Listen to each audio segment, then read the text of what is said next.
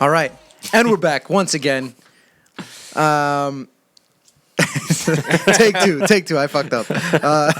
So anyway, I didn't have the microphones turned on when I first hit the record button. 45 minutes in, guys. It was only There's 3.5 good minutes stuff in in, there. but there wasn't. I mean, it was just Georgie yapping for those 3 minutes, so we can get rid of it anyway. That's fair. Ladies and gentlemen, we're back with the Next Go Wins podcast. I am your host, Coach Javi, as well as Georgie Porgy Grinders over here, who's a very, very happy man. Again, I'm going to say it. I'm not happy because Liverpool did nothing. But I am happy in terms of... So you are happy? Yeah. I'm not happy because I just want the world to see what Liverpool has been going through. So now here we are. So Georgie's back, and we also have Joe D in the house. Joe, you want to give yourself another little introduction and another little, maybe sell yourself as to why you should remain on the podcast here? I don't think I need to sell myself and why I should remain on the podcast. I feel like the fans are going to do that enough for me. If you've been looking at the statistics, the views have skyrocketed since my smiling face has shown Make sure up you here. guys I think comment. you're Make up sure a you few guys thousand subscribers as well. Make sure you guys comment in the comments. Let us know if you believe that Joe should be back, and if so, why should he be back? And if not, just let us know. If we get one comment that says to cut him, we'll do it. We'll cut him. All we need is one comment. Give us a reason. I bet you Daryl Give us a comments immediately. All right. Anyway, let's get straight into it. Georgie's gonna kick us off with the whole VAR debacle that we got going on. This is Georgie for literally the last 10 minutes has just been 10 minutes, maybe like 3 hours. has been saying the exact same phrase. Go ahead and walk us through it, Georgie. Again, I mean, VAR throughout the Arsenal-Newcastle game, if you watch the whole entire game, you're going to see so many instances where they could have intervened, decided not to, let a lot of things go. Obviously, we're going to get to the goal in a second, but my number one is Bruno. How Bruno did not get a red card the whole entire game. Forget the fouls, because it's part of the game, and, fouls occur at different times, and it is what it is. But off the ball stuff, where he's running into Jorginho, hitting him with his forearm, elbow right into the head. Again, it wasn't a hard hit, but he went out of his way to do it. VR looked at it. They didn't think it was anything too big of a deal, so they let it go. And you can't give a yellow card based off VR. It's either a red card or you let it go. So it is what it is on that part. I feel like that rule needs to change on its own, because if you're hitting somebody off the ball with your hands, elbow, forearm, whatever it is, then there needs to be some sort of repercussion. You can't just play on. Then on top of that, he just bumps into his back after he passes the ball. And then what else was there? A few tackles where he was kind of like too reckless and yelling at the referee. And there was the one where he tried to shield. Yeah, and he got him in the face again. He got him in the face. Vieira, right? Yeah. Yep. He got Vieira in the face. That's when he got the yellow card. That was in like the 89th minute. I think he finally got his first yellow, yeah. So how Bruno stayed on the field the whole entire game, I have no idea. That was the first thing. I don't know if you guys watched. I think I sent you the little shorts of Bruno just going crazy. Yeah. His highlight video from that game. Highlight video from the game. Yeah. How much? I just wonder what the VAR is told in terms of like how much he should be intervening with that type of stuff, because there's certain things like red cards, PKs, like the offsides and all of those things that they always have to check. But I wonder if off the play they can also check for things like that, because some of those are probably a yellow card. At least one or two of those is a yellow card, but I don't think VAR can intervene to say that's a yellow card. Only if it's a red card, which I think the elbow one probably should have been a red card. Yeah. I think if Jorginho goes down and makes a scene of it, They most players do, that they'll not only look at it, because I think they did, to your point, I think they looked at it, but said, oh, it's fine. I think if he makes a scene of it, obviously they'll look at it, but I also think he would have been sent off. That one to me, and when he just bowled over Jorginho and the ball was already gone, both of them not attempting to make a play on the ball, would be, I think, could be harsh reds, but then you compile all of the things he did across the game, which was, it is wild that he only got a yellow card at the very end of it all. I mean, if you're a referee and you see it once or twice happening, first of all, you're communicating with the fourth official who's watching the game from the view where he's 20 yards away from watching Bruno. You can say the referee's looking at where the ball's going already, so that's fair on the main referee and the center ref. But you have the linesman on this side, who's pretty far away. You can say that, but But you have three other referees Yeah. who should have been able to see it. the fourth official should be watching the game as well and communicating like what's Yeah. going on. If he sees Bruno running into Jorginho after the ball's played, regardless if it was a hard hit or not, that still needs to be communicated. Can VAR intervene, and even if they can't go give a card for it, say, hey, just so you know, this happened behind the play, I don't to think so. like have him go at least go talk to I mean, they're him so he communicating knows. constantly with them, right? You would think that they could, because it doesn't impact the game because he's not getting a card for it. But hey, you need to go talk to Bruno because I don't think they do though, because I think they talk with the fourth official or the main person responsible throughout the game, as in like to connect the two. But I don't think they talk to the main referee during all times. Yeah, I that think they makes only sense. talk to them while When- the review is going on. Right. Because imagine they're talking about, oh, Bruno hit somebody, and then now the center ref is thinking like, oh, I missed this one, I got to get the next one. Now it's kind of playing with their head. So back to the, like, similar to the Liverpool thing, like they're talking, but the main referee doesn't hear that they made the mistake. I don't think the main referee ever hears that. So, because it would influence the play at that point.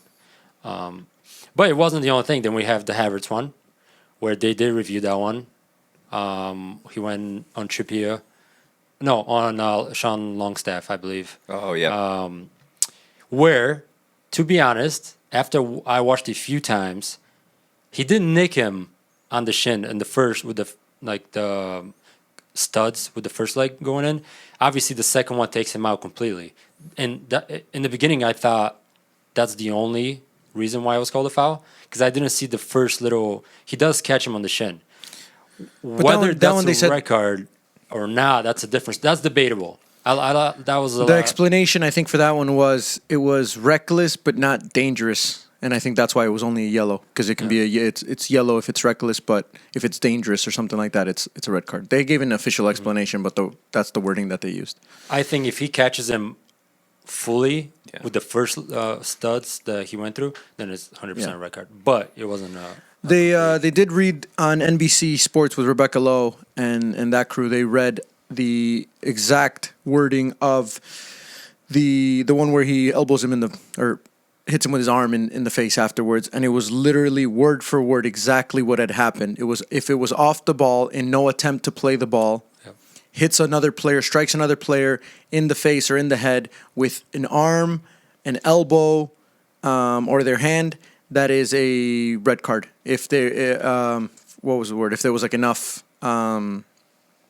like if he does it hard enough, I guess. But it was the thing is when they slow it down. I don't like when they slow it down all the time, because when they slow it down, you can see things a little bit more clearly, but you don't get to see how much of an impact The it force. makes. Yeah. So like if we go to the goal, right? If we're going to talk about the goal, when players are running full speed, for example, and I'm not even just talking about this goal, but when players are running full speed, it takes very little contact to throw them off balance so that they fall. Whereas if you're standing, if you're standing and you push me, and I push you, you're probably not going to fall if I don't push you hard enough. However, if I'm running very, very fast and you just stick your leg out, I'm going to fall. So like that's one thing that they don't show in the slow motion, is that while they say, oh, there's contact or it wasn't enough contact, it takes very little contact when you're moving that quickly for you to be able to fall, which ends up causing a foul. So like the goal, I really don't like when they show it only in slow motion, because it doesn't show the entire picture. So let's go into the goal. Joe, what do you think about, first of all, the one that we're debating right now before we even get into the other stuff, was it a foul? on Gabriel or Yeah. Joelinton and Gabriel, was that a foul? Yeah. Yeah. Yeah. The two hands on the back? Yeah, I do think it was a foul. Obviously, I'm an Arsenal supporter, so I'm a little bit jaded there. However, I do think it was a foul, both going up strong. But there's a still image of Joelinton out there with both of his arms fully extended and Gabriel leaning forward. Could he have been stronger? Yeah. Should he have been stronger, Gabriel? Yeah. But especially in a big game like that, I'm surprised that wasn't given for how much time they spent and looked at it. The debate was that he was already falling forward, or he was leaning forward before the push. So it wasn't like he jumped straight up and then he pushed him over. He was in the action that he was trying to head the ball, he was leaning forward towards it. And so when the guy pushed him, it was almost, what they were saying was that, or what some people were saying was that, since he was already going, the contact wasn't really enough to cause a foul. It's I could understand saying like, oh, he was already leaning forward, so it looks worse than it could have been. but he still makes a contact with him with his arms fully extended. And regardless of what the person's doing, you shouldn't be jumping, arms fully extended, and pushing another player. I will say, though, on the flip side of it, they let a lot of things go in the game.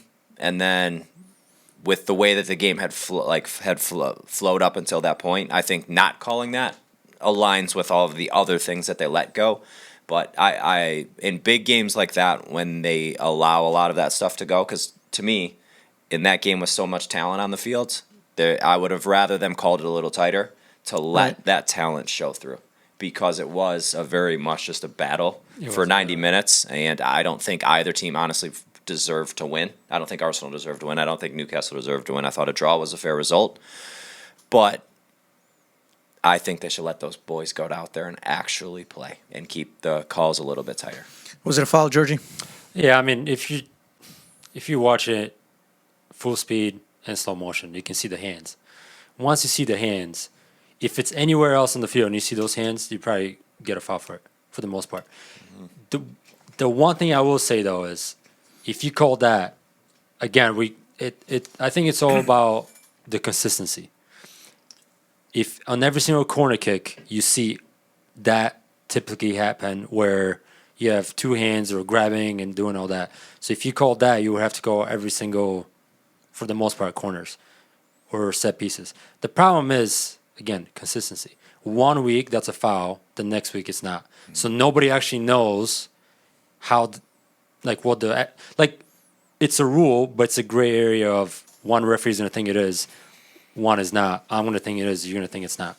So there's no, it's weird because there's no right or wrong, because technically it's an opinion based. Yeah, that's the problem. Well, that's what they were saying, because the debate was it a clear and obvious error? But even just the term clear and obvious is not the same across. Like, everyone has a different definition, apparently, of what clear and obvious is. You'd think that you would be able to say that and everybody would understand and be on the same page, but we're debating all of this, and some people will say that's a clear and obvious error, and some people will say that's not. And I think in the past, they have overturned calls that have not been clear and obvious errors. They have 100%. So and that, but when that did happen, the argument was if it's not, like, if there's not enough evidence for it or you can't see it, why did you overturn it? So it's like that's what Sky Sports was talking about. It happened last year in a game. I can't remember what game they said, and they're like, there was not enough evidence, like for example, for the offside, because they're looking at the offside. They couldn't figure out the angle where the ball was. Right. So that's why they didn't say it was offside. They just let it be, whatever the call was. well, they could that, and that's why they couldn't draw the lines either. Yeah. So prior last year or whatever the game was on Sky Sports, they were talking about how it wasn't fair that they overturned it because there wasn't enough evidence. Right. And now they're letting it be because there isn't enough. So then let's say, so the call on the field was a goal. Yeah. And then they just didn't overturn it and they kept it as a goal.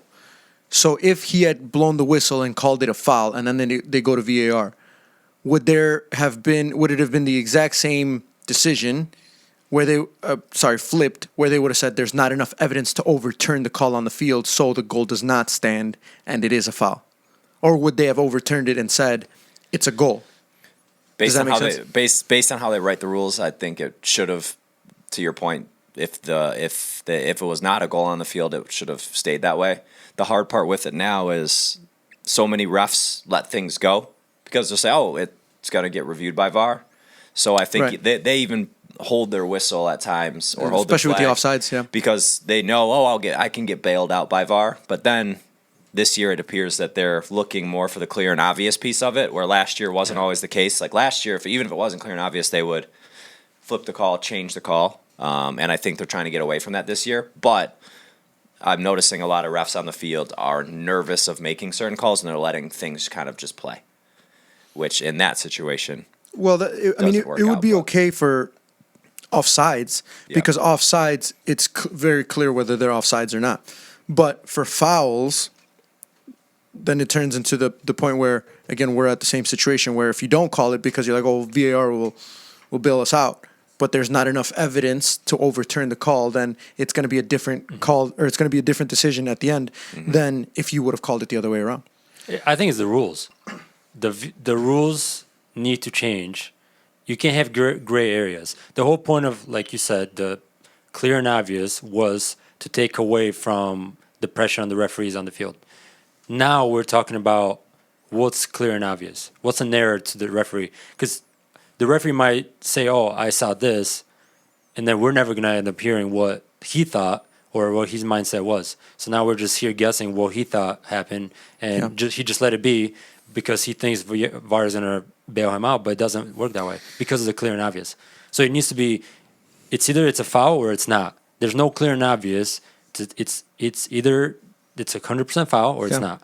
I think they should probably just get rid of the whole clear and obvious. Yeah. And just say, if you think I got it wrong and it's more of a foul than it isn't, then it should just be a foul. It shouldn't be clear and obvious, because clearly nobody's been able to agree on that term. Yeah, it's a great. The one thing that bothered me was the fact that throughout this whole time, this super lengthy VAR check, he did not go to the screen. So he's standing there in the middle with all of the players around him, literally in the middle with all of the players around him, while they do 3 different checks. So this takes a total of what? Took a total of what, like 3 minutes maybe? 3-4 minutes total, because they had to check for 3 things? Yeah, it took a while. If that's the case, and it's such an important call because there's so many parts to it, he should have been at the monitor the entire time while they're checking it. Because what's the point of him just standing in the middle of the field, being surrounded by the players, and at the end making a decision when he should have been at the monitor the whole time? That way, at least it gives the players more confidence in the fact that he went personally and checked it. So I just don't understand what's the point of standing there versus standing by the monitor. It is a weird thing that you have another person, another set of eyes, another brain, and the person who made the first call or didn't make the first call anyways, not go to the monitor. And because there were so many VAR checks in that one instance, it made it look super awkward, to your point. Like, he's literally just standing. Imagine being a fan at that game, and you're just watching the center ref, surrounded by literally both teams almost. Yeah. And he's probably here, and he's listening to what they're talking about, but he can't go look at it. It's an odd setup. So the part that makes it really weird or really different is the fact that there was 3 different things that they could have checked for. Typically, there's just one, and it's very controversial. So when they get it right or when they get it wrong, it's not as bad because it was only one thing. But now there's 3 things that they're checking. So here's where I have to step out of being an Arsenal fan, and I have to say, the ball goes out of bounds, or it doesn't go out of bounds. If it's clear that the ball does not go out of bounds, even though maybe not clear, but if ultimately they decided it has not gone out of bounds, it is in bounds, and there is no offsides, even though it looked like there could have been offsides or whatever, it was so close. You have to, when you're debating this whole thing, you have to eliminate those 2 because those 2 are no longer relevant. So, like, it looks worse because, like, Arteta goes in the press conferences, like, there's 3 reasons. No, there was 1 reason, because if they got those 2 reasons correct, then really there was only 1 reason why the call was bad. So I think if you're debating this, you have to think, like, if they actually got those correct, you have to take those out. It's not as bad as it really looks. Because if you pretend the ball was never even close to going out, or pretend there was nothing with it being offside, it just becomes like a regular VAR check that we debate week in and week out when we talk about like Liverpool games and stuff like that. It's the fact that there was so much to it, even though really, I mean, I don't know, did the ball... So, has it been officially confirmed? Yeah, that the beIN Sports. On beIN Sports, who showed the lines for the Liverpool, like I don't know how they have better technology than the Premier League. Like, well, maybe they just have more time to figure it out and figure out where the lines are. Maybe that's what it is, but it's very, very little. The ball is still on the field. Back to your point though about Arteta being upset. With all of that, you have to take into consideration there's no proof shown on the screen. So, like, we don't know if Arteta's been shown. That the ball's on or off the field. Like, we have no idea. So I'm just assuming that Arteta probably looks at the replay, sees the gap in between, and is like, it's clear out of bounds. Yeah. So there's, like, the Premier League provided nothing on the screen to prove otherwise. So now, as a manager, you're like, okay, where's my proof? I need to see that. It's even more frustrating. Then you go on to the foul. That's debatable. Whatever. Maybe some people think it is, some don't. It is what it is. You can't really debate that too much. Like, we think it is, some might not. But then you talk about the offside. Not enough evidence. When you hear that as a manager, you must be pretty damn pissed off. Because what does that mean? There's no evidence if it's offside or not. That's the whole point of why we have VAR, to go to the screen and check all these things. Like, you would be like, I would be frustrated If I was the manager, I was like, well, this is where you see the ball's out of bounds on the screen. That's what it looks like. I can't show you that it's not, but it is. It's still in. What does that mean? Like, you need Yeah. to, if you're going to have VAR, this technology, you need to be able to show proof to the managers. And fair enough, maybe he's seen the proof, maybe he hasn't. I have no idea if he has. But I can see why you could be upset of you're saying, look, I have three things. Two of them I've seen no evidence of yes or no. And now we're talking about like my team getting screwed over and Newcastle scoring a goal. So it just, I mean, I hope he was showing some proof, but Well, he was pretty upset afterwards, and he yeah, thought because neither of all three of those situations did they show any conclusive proof that the referee's decision was right. So long talk about that because obviously there's a lot of parts to it. Ultimately, should the goal have stood or should it have not stood? I mean, not looking back on it now, the ball's in bounds. If you had all the evidence right now in front of you, which we do. Right now, you have to make a decision, and let's say you could still blow the whistle or whatever. Would you have awarded the goal, or would you have not awarded the goal? I wouldn't have, because I think it's a foul. In my opinion, it's a foul. The guy has two, like, anywhere you look at it, like full speed, slow motion, pictures, it's very similar to, like, any other VAR review. If the referee goes and looks at it, and they pause and go slow motion, Joelinton has two hands on him, and that's where it's paused. The first thing the referee is going to say, that's a foul. If you pause it at that moment. And back to your point, why did he not go review the out of bounds? It is what it is, because they're reviewing it. He can't really tell from just replay. Offsides, he can't really tell from that. What he can tell is the foul. Yeah. And his opinion is the one that matters the most, because he needs to be, like, we need to hear what was his first decision of why it wasn't a foul. Did he say, I think Gabriel was trying to flick it backwards, so he leaned forward? He probably just didn't even see it, to be honest, with all of what was going on. Yeah, a lot happened in a short period of time. And that's the thing, though. If he didn't see it, that's a clear and obvious error because he didn't even see it, right? That's true. So now we're debating on what his point of view was, and we're not really talking about what it actually is. So, like, you can go any way about, like, out of bounds and the offside, it's out of his hands because they can review it and it's a fact, yes or no. But the foul, it's his opinion. That's what we're basing everything off. Right. So that's the one he should have went to review his own and got some help and say, look, we think this, but ultimately you made the decision. So Joe D? Yeah, it was a foul for sure. No goal. Easy for me. And What about you? no, I agree. I think it shouldn't have been a goal. It's a clear foul. The guy pushes him over, and it clearly affects the play. So I think it should have been no goal. And I think sometimes when you look at these situations, you have to ask yourself this question: would the whole world of football been more upset had they given the goal or had they not given the goal? And I think the answer to that is people would have been more okay with him not giving the goal than the fact that he gave the goal. I think if he doesn't give the goal, more people than not would have said there wouldn't be such a huge uproar against VAR if they would have not given the goal. yeah, because he could have picked one of So, the three. Following up on this whole situation, one of the things that was unfortunately for Liverpool, they got screwed over a few weeks ago. However, it was clear why they got screwed over once they released the audio of the VAR and the referee, right? Because you figured out there was a mistake in communication. I wonder what the audio sounds like in this whole thing. Why did they never tell the referee he should come take a look at the monitor? So that means that the VAR told the referee what decision he needed to make. Right? Yeah. Yeah. And the key is, what did the center ref tell VAR that he saw or didn't see? Correct. Because if he didn't see anything, that's clear and obvious that he made a mistake because there was two hands on Gabriel's back. Should it be a requirement for the league or for the referee association to release the audio files Yes. anytime that they're asked for Should be situations live. like this? Should be live. You think so? Live? Yeah. I don't know about they should be able to do it. I don't know about live, but they for sure be able to release it.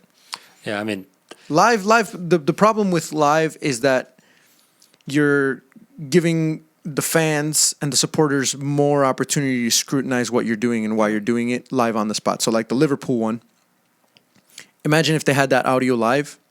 Can you imagine how crazy everything would have gotten in the middle of the game, within the stadium even? Oh, Liverpool supporters would have stormed the field. Once people would have heard what was going on. But then you can stop it. You can clearly figure out what's going on. But it's such a quick thing that's like, yeah, we talk about maybe a couple minutes, but even those couple minutes go by very quickly. And the referees have to focus on what's going on between them. They can't listen to what all the fans are saying or what the coaches are saying and stuff like that. Yeah. So I don't know if live makes the most sense, but I do think immediately after the game it needs to be released. Or again, like I said in the last podcast, just a brief call to the stadium through the speakerphone or whatever saying we're reviewing this call and this is why we felt like it was offsides or whatever, boom. And then you move on, just like the NFL. Or just grab VAR. Are we getting close to that? No. You don't think so? No, I think that there's too much. There's too much in it now, and like FIFA's so committed to it. The Premier, every country's so committed to it. I don't think that we'll do away with it. It's getting worse by the week. Wolves got screwed. How many times are we Wolves this season? That was against the last one was against Newcastle too, wasn't it? Yeah. They've got 4 letters of apologies. We're 10 games in. Right. We're 10 games in. Someone needs to do. I'm sure they have the statistics. But does VAR help more than it hurts? And I think the answer is yes. Yeah. Right. You gotta. If you look at every single one, the easy ones and the hard ones, VAR has a higher success rate than if VAR was not around. However, would people just be okay with? If you're going to get it wrong, at least let it be because the referee just didn't see it live during the game because of human error. Yeah. Because, again, we're talking about eliminating human error. That's the whole point. And if it's not doing that, then what is the point of the whole thing? But I do think about VAR, though, and I think about how since VAR was instituted in the Premier League, let's say, how many calls were blatantly wrong? Where it was like, without a shadow of a doubt, everyone would agree that was the wrong call. That the VAR got it wrong? Yeah. Diaz goal was probably one. Mm-hmm. I think the Arsenal game with Brentford last season where they forgot to draw the lines is another.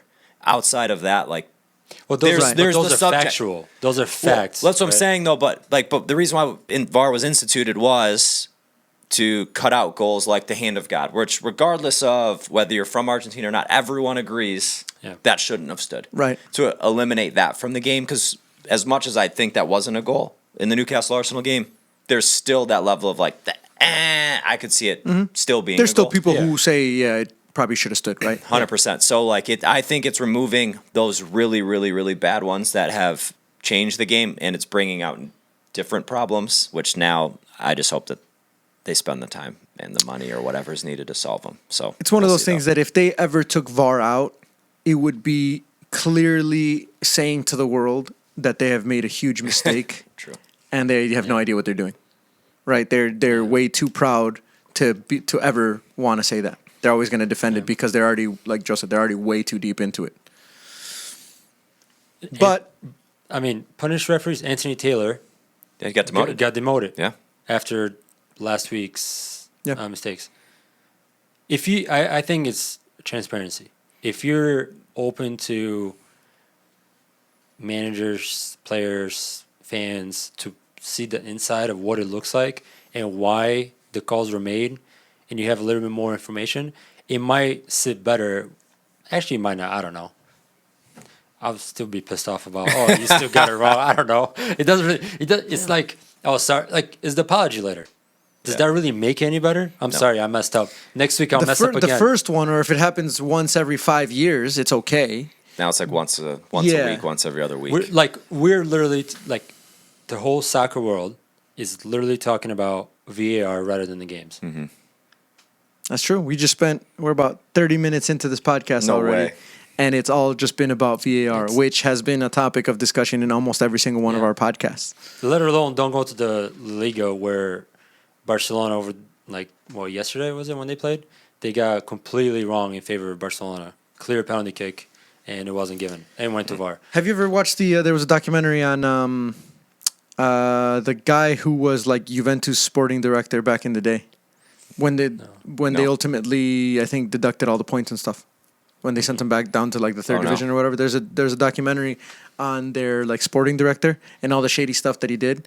And while they never fully catch him saying, "Oh, he clearly paid the referees" or whatever. There was definitely some stuff in there that you question the integrity of the game. Yeah. Like they had certain matchups for the teams, and the way they used to do it, I can't remember if it was like a cup or a league play or whatever, where they did it kind of like the Champions League, where they draw like the little balls or whatever, and then they say this team is playing against this team, and the sporting director was somehow influencing which matchups, and so they had evidence of the matchups that he wanted, and then the next day when they did the drawing, it was the exact same matchups that he wanted. And then there was one where like when a referee made the right call, but it was a controversial one, but it was the right decision against Juventus. He had all of the local broadcasters and like news places that he paid to go and basically just completely trash talk the referee about how bad the referee was, to the point where the referee was like scared because of what would happen, and the referee board or whatever suspended him, even though he made the right call. Suspended the referee, even though he made the right call, but because of the pressure that Juventus was putting on the referee board and all of that, they suspended him. Wow, That's insane. Crazy, right? So you're saying check out that's that in the Premier documentary, League? I don't know if it's in the Premier League. I don't know if it's in the Premier League, but there is some questionable stuff that you got to think like, you guys are supposed to be trained to do all of this, and I know it's a difficult job. Like I've done some refereeing for fun, and just back in the day, I did it for a couple games at at the field house, and it sounds fun if you're just like want to do it once or twice. Like it'd be fun to give somebody a yellow card or whatever, but it's hard. Of course, it's hard. It's just. You got to think that there's a reason why these people are paid so much money to do it, and why they're at the top of what they're doing. Like, do you think you could go in and referee a Premier League match? No, but I mean, You really don't. Do you? You think you could? I think it's personality though. I think if That's that's a big one, right? Like you need to be like some of these referees are like, get out of my face. I'm not going to talk to you. Players don't like that. No. But ignore that, right? Like, let's say if you know the rules of the game, No. and there's a couple Yeah. rules that typically won't ever happen or will happen once every 100 games or 200 games. Yeah. If somebody just gave you a game where there was not too much controversial stuff, just your average Premier League match, you really don't think you could referee it?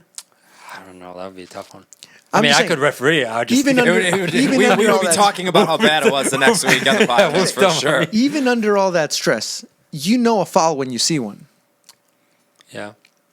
Do you at that speed though? Yeah. Because to your point, like Okay, so these guys are moving faster than. Yes, but when you watch a game, and maybe it's a little bit different because the angles and stuff like that. Yeah. But when you watch a game, you can tell when it's a foul. Like when somebody gets fouled, you know the referee's going to blow the whistle. Oh, he's going to call that. He's going to call that. He's going to call that. 80% of the time, I think so, and then Yeah. the other 20%, I'm like, why is the referee Right. not calling that? But then there's times exactly where the referee doesn't call it, Yeah. where other referees would have called it as a foul. Yeah. Can't be that hard. Let's Can't do be that it. You hear that, YouTube? Let's get Javi out there, please. Please. Give me into a course. Like, Give me into a course. subscribe, I can show comment. you. Let's get him out there. Go. I'm not training. saying- Have you seen He the? would pull a Of course. hamstring within 4 I minutes. could not- And I the could fourth not. official would be out there officiating the rest of the rest. I could not do a rest of the season. game. I could not do a season, but I really do think if you gave me, let's say, 3 weeks to prepare, 2 weeks to prepare, of me just brushing up on some of the rules, I think I could do it. You don't even think it would take you long. I would You're say gonna have to train running wise. Ah, but I mean, You can't keep right, up right. with that. But Oh, I'm not they're talking 2 weeks. I'm 2 not weeks talking and about I'm out that though. I'm not talking about that. That's part of You- it. you though. know I know it's part of it. You know I what'd be it's part of it. tougher? That's arguably the biggest part because you have to be silent close. ref. Silent ref is tougher. I would Yes, say. I I couldn't do that. I don't know Really? if I would be able No, to no, do no. silent ref. Did The either of linesman you you ever could not do. ref when you were younger? I did. as I a did for job? two men's games because the referees didn't show up. Right. So like sometimes you just jump in and do it. I did it, and it's tough to do to keep up with if you're not trained. You don't even keep up with the last man. Sometimes I completely forgot to. Like I just watched. So George's let's be clear. at the other Yeah, field. that way. Let's be So clear it's- here. This is not talking about the assistant referees. This is not talking about No, the linesmen. yeah. Absolutely not. Yeah. That is difficult. That's difficult. So you think it would be easy? You think it's easier to be a center ref? I think it's Absolutely. easier. I think it's Absolutely. easier as well. And I'll tell you Get I'll tell you the one reason. I think it's Offsides. Yeah. Do you have VAR for that? Do you That's know the one how thing hard- VAR actually Well, gets right most Do of the you time. know how hard? And I know, but maybe I'm not talking necessarily about just VAR. But do you know how hard it is to be a linesman having to watch the time the ball is kicked, That's- the Well, offside, they're- plus any fouls and anything else that's going on? So I used to ref in high school, and I remember when I was going through like the school or training or whatever it was called. You're trained not to look at the ball as the AR. You're supposed to just look down the line and listen for when the ball's kicked, because you can't But you have to. But you can't look there and then once it's kicked, look here, because when you do that, It's too late. it's too late, and then you're going to be calling people offside when they weren't. Like you're literally just supposed to stare down the line, and when you hear it, then you. But how But do you you're still do that? supposed to be looking How do every you- once in a while, right? How do you hear that in 50,000 people? Oh, I don't know how they're supposed to do it for the like that, but I think it's like Joe's right. Like when they're about to make a pass, they probably look at the line. Yeah. So they see the ball Yeah. and they're like, okay, they're about to pass. I look at the line and I'll listen to the ball. No, 100%. Yeah, I remember when I was doing it. You look at the last person. You don't like you can't watch the game because if you watch the game, you don't know where the guy's at. But I don't. I mean, I have to do it. So is this gonna be the next YouTube video? Are we mean, going? Are we gonna ask a random men's game to? I'm just saying. let us be Let the us- three refs out there. Personality-wise- That'd be Watch- fun. That would be fun. That would be fun. That'd be fun. Well, I did do a video on my channel for I did a Division 1 game. So like we had a scrimmage between the college and another college. It's actually one of my most popular videos. And they didn't have a referee and they're like, "Do you want a ref?" I was like, "Yeah, sure." So I put the GoPro on or whatever. And I did a very good job, honestly. Looking back and I watched the footage and Watch stuff. the footage. I did a good job. Watch footage. I think Let us every- know if he actually no, did a good job or Every not. referee says they did a good job. You know, but you know so what did, the- the players. so did Anthony Taylor after the Newcastle. Do you know what Wolves the game. hardest part was? Do you know what the hardest part was? It wasn't the calls, because the calls, like I players? said, you know when a foul is a foul. For most of them, it's pretty clear. There's going to be some that it's kind of iffy, and on some of those, if it's iffy, you typically call a foul, because a team will complain less if a foul is called than if a foul is not called, and they believe it's a foul. Fair. So, So have if you, it's iffy, you're like, okay, play it safe, call the foul, because what you don't want to happen is that you don't call the foul, and then they go on and they score a goal, and now the whole team is like going crazy. Whereas if you call a foul, plays dead, nobody really gets affected, right?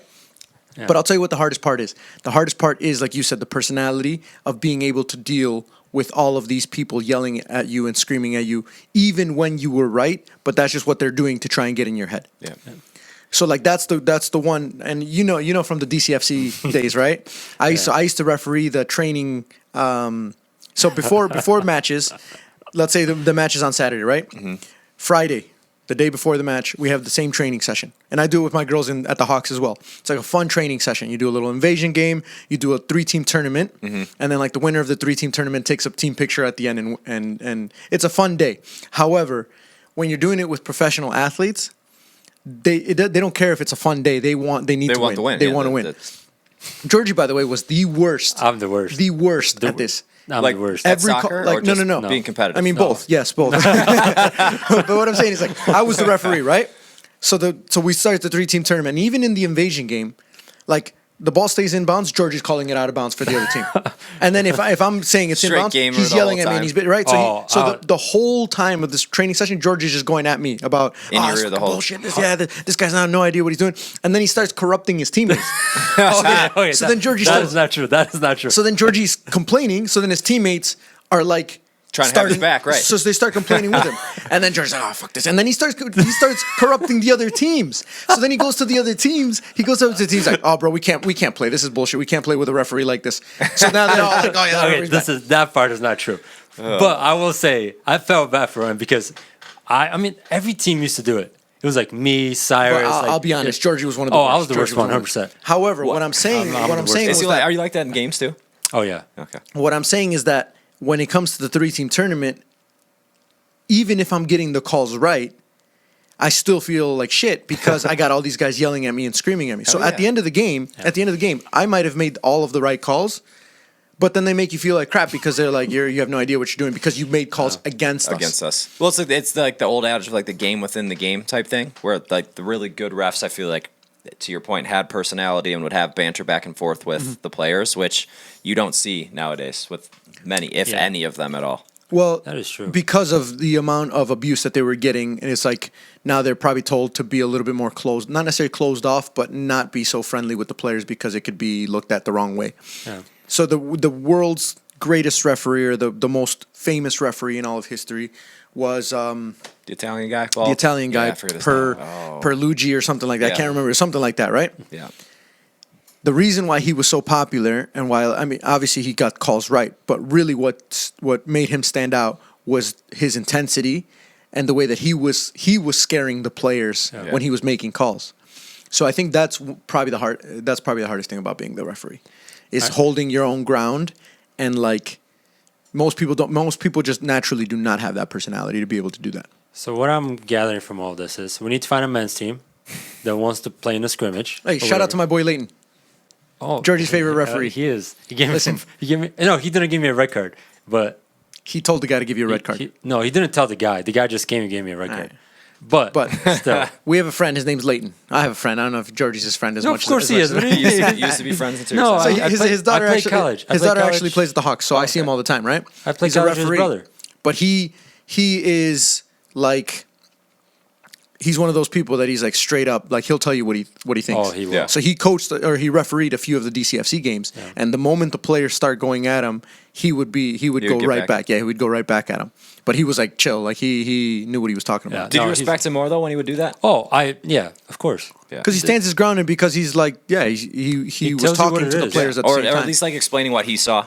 Yeah, Because that's the other part of it too. As a player, you don't expect the ref to see everything. And if I've had refs come up to me and be like, honestly, man, I was there and I did not see that. It's like, well, if you didn't see it, then okay, we'll keep him. there's not much you can say to that. No, there's not. You can be so mad, and the referee's like, I don't know. I saw what I saw. That's it. And you're like, fair. Like, Shout out to my boy Leighton though, because he was very similar to that Italian referee where he would, as soon as he knew things were getting out of hand, he was calming the players down. That's good. No, Does he want to go to the Premier League? I hear they're looking for a few officials. I'm gonna ask him. No, Lane is What are the legit. chances? Lane is a legit ref. I like it. So, I like it. anyway, 41 minutes on VAR and the referees. officials. I do like that Do idea we want to talk though. about Luton and their? No, wait. Before we're gonna get a game, a scrimmage, and all three of us are gonna be the. Yeah, I'll be The the official. center. You guys can be. Joe said it's easier to be the linesman. No, we're gonna switch because I don't want to be the linesman. But You can be the fourth official. Well, we can. That's the Javi's best. not going to make it through the whole game. Actually, I'll be honest. You don't want to be the fourth official when Javi's the coach. All right. At DCMC, this guy used to go right next to the fourth official and That's go part of the absolutely gamesmanship. crazy. That's part of the gamesmanship. The head coach can't do it because if the head coach does it, he gets a red card. Or maybe not that he can't do it, but the head coach would only do it to a certain point. And then when he was in danger of getting carded, it was like, all right, it's your turn, and then you would go up. So I would go up. So and it's I would give okay it to for you to go at the fourth official. Yeah, so but it's I only did- fair play for me to go at you as the referee. This is on my Fridays. coaching. No, but I was doing it tactically in a game that mattered. Oh, I'm I was doing it in a way of like, okay, I gotta tell the referee what I think that he got some calls wrong, because to a lot of the referees or some of them who are a little bit more weak-minded, they'll give you a makeup call, right? They'll give you a call afterwards because they feel bad about what they did. We were in the 3-team tournament, and this guy was 3-team. absolutely destroying me. It worked because he said I corrupted everyone. So. Corrupted everyone. He corrupted everyone. We did get into it a couple times. Oh, we've got into it. You too? Georgie, On the yeah, phone. me, Georgie, and then me Cyrus. and Cyrus, Yeah. and then Oh, me, we- and, why? 'Cause me it- and Pato. The calls that you were not You- making, literally based on your Joe, officiating. No, just, like- just let this guy name all the players he's got into it with, and No, then no, you're no. gonna see who I'll tell you actually. what. the I'll tell you problem. what. Whose fault it Yeah. was. There's no three referees in this invasion game in this 3-team tournament. It's It's like me. It's like 20 yards by space, though. myself. It's It's me 20 by yards, myself. 30 yard space. Yeah, it's a tight space, right? But a lot of the calls that I made were right calls, and even if I got them wrong, I'm not a referee. I was the assistant coach for the team. And So like it's- I would guys, it's remind the practice. players. I would remind the players. I'm like, look, if I got it wrong, I got it wrong. I'm not a referee. I'm just here. No, so the, that you guys the don't worst get- part is this guy will start laughing at times. I could see him purposely trying to mess with you guys Oh, back. tell me right now, you do not make calls up or give calls against my team a lot of the time just for the hell of it. Tell me you don't. I'll Say tell it you right what's now. the craziest part Georgie's a about big it. conspiracy George, theorist. wait. Tell me you don't. Everyone's against Tell- Liverpool. Everyone's against Completely you. honestly, I never went into a 3-team tournament or even during the 3-team tournament and made a call specifically against the team. Never. There you go. There's So your if answer. He's you live. think I did that, it was either just really bad refereeing or you were already in that mindset of, oh, Javi's going to make some bad calls against us. Never That's a- once did I say, no, because I knew. Okay, if maybe not the three. What about the invasion game? You know you Either one. Because I knew that if I did it on purpose, because I wanted to screw a team over, it was going to be worse for me because I was getting the call wrong, so you guys were going to be even worse. Listen, I see the way you laugh after I you. didn't. No, I didn't. I never actually did. No. George won't let this one go. I don't Oh, I will think. not. He's not No, gonna- we've got into it. We've got into it. Yeah, plenty I of can times. tell. I'm. Oh, Good thing I am here to make Listen. sure it doesn't get physical. Figure out which game we're gonna referee. 3-man That would be crew. fun. That would be fun. Let's do it. And You say- you say we're it'll gonna be get fun. mic'd up. We're gonna get mic'd up so Yeah, we'll do it. people can hear what we say. Mic'd up GoPros the whole thing. And why Oh, not? that'd be- Why don't that'd we be get like fun. a competitive game? I think we could get why some not? out there. Well, I don't We think- actually, I think we actually need to be sanctioned and stuff yeah, like it that. needs to be sanctioned.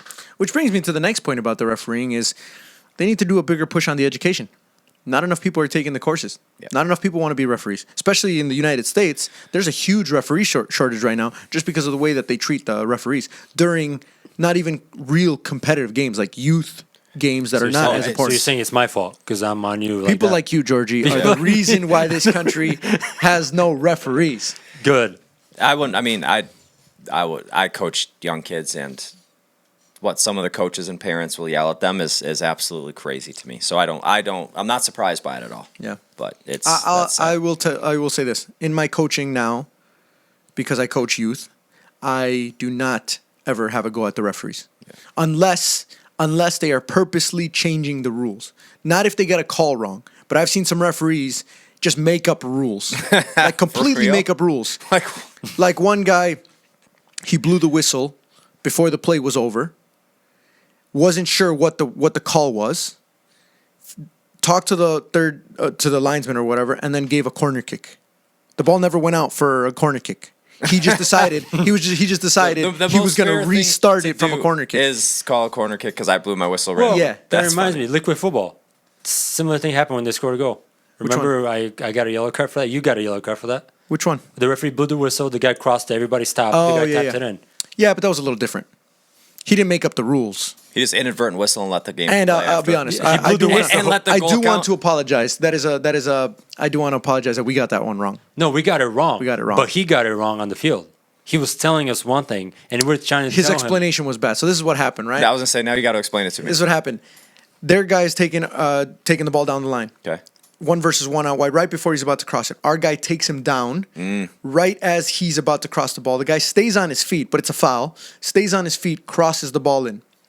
However, as the ball's in the air, the referee blows the whistle, Oh. and the guy headers it in. So Right then. So he. So it was like so it was whistle like- header.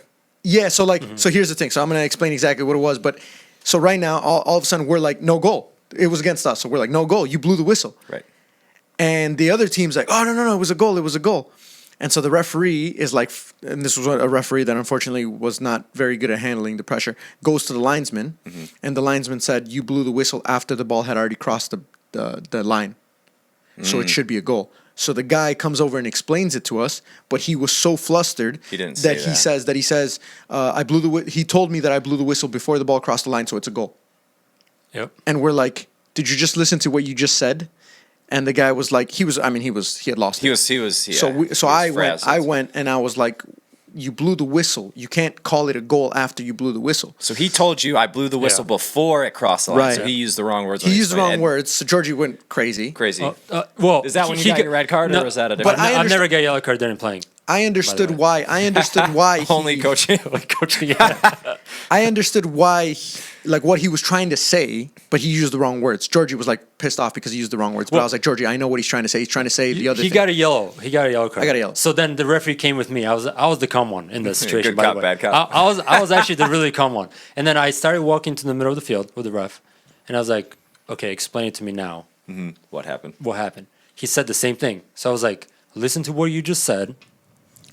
You were telling me exactly what I'm telling you, and you're still calling it the opposite." Right. And he's like, "You have no idea what you're talking about," and it moved on. So I was like, I started swearing. I was like, "What?" He was clearly. Then you lost it. Yeah, then I was like, "You're not even communicating. Like, at this point, You're you're not, not even yeah. like talking." he so- wasn't ready to handle the game. However, I went back and I looked at the footage, and got it literally right as soon as the ball crossed the line is when he blew the whistle. So it's So much- we were wrong. So that's why, and I told Georgie afterward, and I told all the guys afterwards, like, no, we were wrong.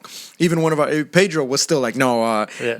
it's inconclusive. I was like, no. I was like, Pedro, it crossed the line, No. and then he Yeah. blew the whistle. But it was like right after it crossed the line. Yeah, it was very But close. when it happened, because it was so close, Why it made even you feel blow like. the, I think that's crazy. Why even blow it? Because he didn't think the guy was going to stay on his feet and get the ball crossed in. I think so. By the time he thought about Got it and his made the whistle decision, was- yeah, okay. exactly. Yeah, I guess that's fair. So yeah, I do want to apologize to that referee because we were wrong after looking at the footage. However, he was so flustered that he made the wrong, or he explained it incorrectly. And that influenced the rest of the game. Do you have any crazy referee stories, Joe? Now that we're in this topic, this is going to be a referee only podcast. Go ahead. Do I have any crazy referee stories? Honestly, the craziest one I have was when I was reffing, and it was like U10, and two kids come sprinting at each other, and they're it's their kids. They can't at that age. They're not fully developed in terms of like controlling their bodies, and they came crashing into each other. And one kid's knee, it was two boys. One kid's knee came up and hit the other one in the groin. So much so, this kid started screaming and then passed out Jeez.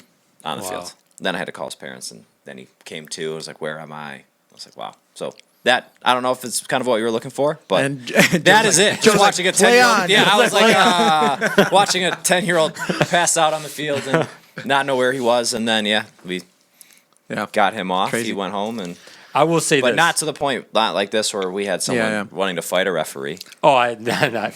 That's Georgie was suspended the last match of the season because of accumulation of yellows, mostly for yelling at the referees. I'll tell you this. You tell me who's at fault here. You. My whole entire career at Oh, after the DCFC, I have not got a yellow card. Okay. My whole entire, that's 8-9 years.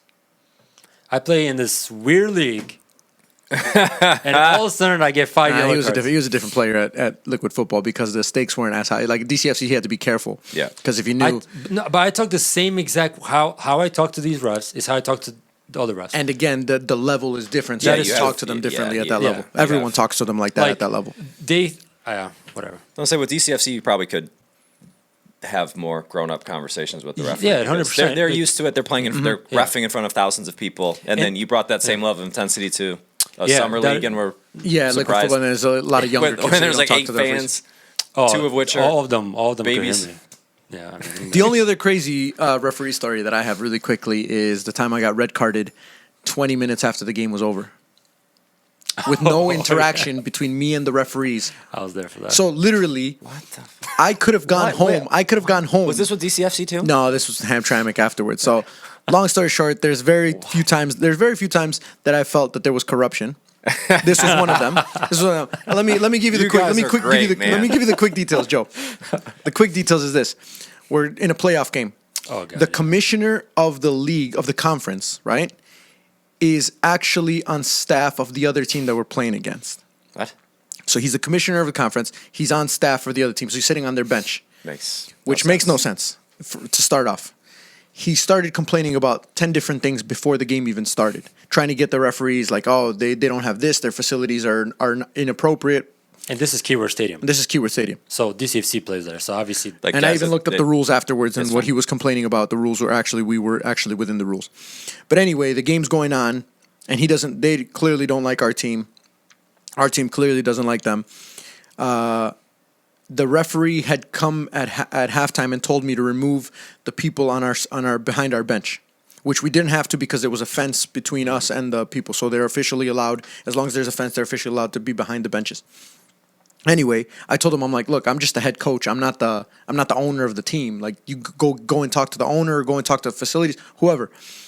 He never gave me the only thing he said, he's like, if you don't sort this out, I'm gonna give you a yellow card, right? You're like, okay. I'm like, okay. So anyway, I was like, guys, can you please just go over to the other side, right? Never showed me a yellow card, nothing. The end of the game, I was so pissed off at the refereeing, so frustrated, that when the referee blows his whistle, I'm like, for fuck's sake. And I'm just like, I go onto the field, shake everyone's hand. That's all I did. Literally, you could see it in the video. I'd like put my hand. I'm like, for fuck's sake, because I was so pissed off at the refereeing. The game is over. Everyone shakes hands. We go into the team huddle. Literally 20 minutes. Like, people had already taken off all their stuff. Most of the fans had already left. I'm about to talk to everyone in the huddle, and I'm talking to them. All right, guys. Tough game. We won the game 1-0. I was like, tough game, but we won the game. The referee comes over while I'm talking to these people. And this isn't literally, I would say realistically 15 to 17 minutes had gone by after the final whistle. Oh. And the ref's like, "Can I speak to you for a second?" And I'm pissed off, and I'm like, "Yes, but I'm talking to my team right now, so you're going to have to wait until I'm finished talking to my team." And he's like, "Okay, then." Gives me a yellow card and then gives me a red card. And I'm like, "What are you doing?" Like, in my head, I'm like, "What are you doing?" You can't. And so then everybody's looking around like, what just happened? Because there was no. It's not like I went Showing up to up at your house the next morning. It's- You don't pass the bacon. It's yellow. It's not like I went up to the referee after the game and like had words and then he gave me a red card. Right. No interaction between me and the referee. I go talk to my team. I could have literally left in that time and gone home. Yeah. And the referee's like, I can't remember what the official explanation was, but he said there was, I don't know, something that bothered him or his fourth official that I did. And then I'm like, well, if this bothered you, and he said it was during the game. Why are we talking? Oh about yeah, it? he Why are said we you, talking about you it said now? something during the game. He said I said something to him during the game. And I was like, well, if this happened during the game, first of all, why didn't you come tell me then? Why did you wait until after the game to give me a red card? And second of all, I didn't have a yellow card before. He's like, yeah, I gave you a yellow card. I was like, no, you didn't. Never show me a yellow I card. was like, you told me that you were going to give me a yellow card, and you never did. And so, according to him, that was my second yellow.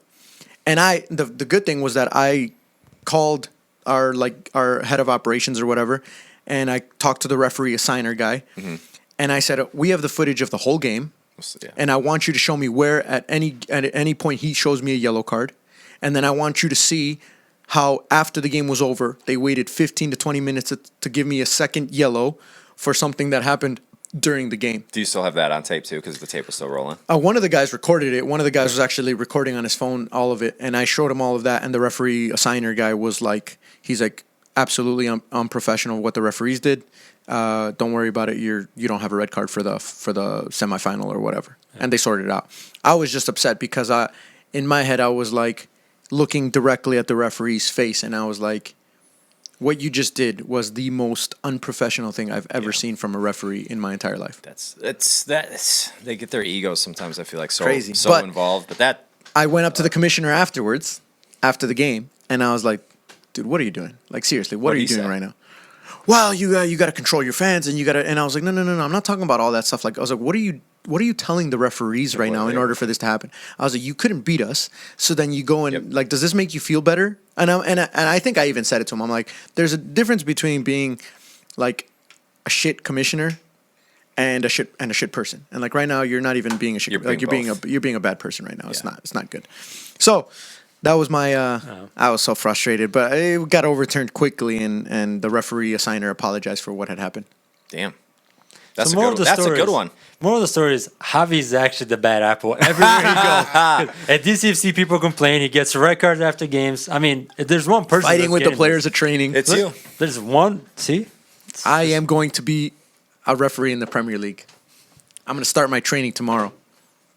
I'm going to take a course. Yeah, please let us. What is the first thing you're going to do to start your training? I was about to say, what's the first? What does Wake that up look tomorrow morning and no. The chances of me actually getting a legit red card while coaching is very rare, because I can always separate myself from like that. Like when I know that I'm getting close to that, I'll always be like, all right. And I have a soft spot. Not necessarily a soft spot for referees, but I understand what they're going through. So I know I'm like, dude, I'm not going to be that guy. Because of me. I'm not going to be that guy. Yeah, I'm not going to be that guy who's just going to be an asshole just to be an asshole. Like, if I'm going at the referees, it's because I really believe that they're making up rules. I'm never going to go at a referee because I disagree with their call. Because ultimately, a lot of that stuff, the majority of that stuff is subjective. And if I was on the other side of that call, I probably wouldn't be complaining. So I always think about that as well. Like, if I was on the other side of that call, would I be complaining right now? No. So why am I gonna do it right now? So you've gotten one red card coaching. Yeah. How many playing? No real red card. Never. I don't even think I even got a yellow card ever. Playing. Never? No. Not a, you've got a yellow card in your entire playing career? Not one Sporting yellow Detroit, card? you've got yellow cards. Sporting Detroit maybe, but this was after my real career was really over. Not in college, not in college, not in high school. I never got yellow cards because I never defended, so I never went in for tackles. I never went in for tackles, and I was never the type of guy to go at the referees ever. That's just not my personality. What about you? Never yellow cards for DCFC ever. What about high school? college, nothing? Nope. Not you guys? Not yellow cards or red cards. You probably got a couple because you played a little bit more defensive as well. I don't think I got any red cards in college. I distinctly remember one red card in high school. I scored a hat trick in the first half and got a yellow for kicking the ball away. Stupid first yellow. Course. Fun one. I'm sure the refs were great in high school. Then I got a second yellow for elbowing a kid in the face. So Joe should have got a straight red. He was Bruno. It was You were Bruno. Not There for you go. like a blatant elbow as much as it was like, when you jump in the natural movement and my arm came in. Yeah, I'm sure. Hit Yeah, but the ball was on the other side of the field. I just jumped and got him. All right, That so was fun. 1 full hour of refereeing stories Wow. VR. It was quite interesting. Let's move on to Georgie's.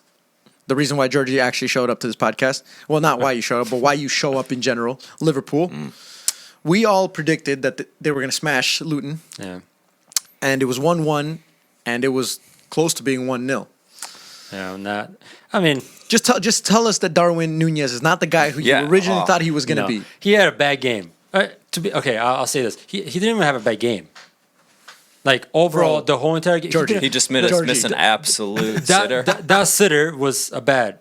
People missed. Ronaldo's missed. Messi missed.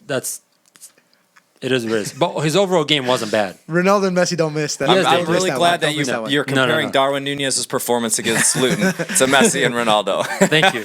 But everybody misses those at some point somehow. It happens. But his overall play wasn't bad. Like he's one of the best players. I think it actually was checked terrible. FootMob after. I think it was terrible.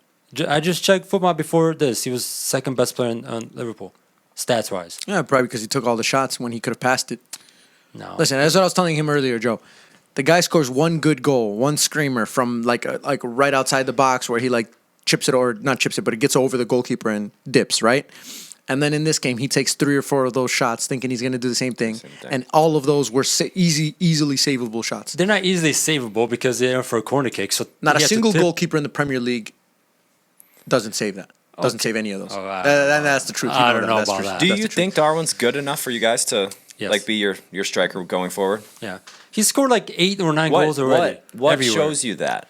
His runs, intelligent runs, and now his hold up play and the way he connects Liverpool as like a deeper player coming in, just connects everything. So you like him? So with all of your other forwards healthy and Salah, Diaz, Gakpo, him, Jota, you think Diaz? I don't know if I said Diaz or not. You think he starts? Yeah, Darwin starts in the center. I will So tell you this. you say Salah obviously, Darwin, and then who's your third? Diaz probably. So Diaz you would think start. Darwin's better than Gakpo and Jota? Gakpo's not going to play as a striker for Liverpool. Why? He's not. But Gakpo will not break into the top. What about three. Jota? Unless What about- injuries. Unless injuries. Fair.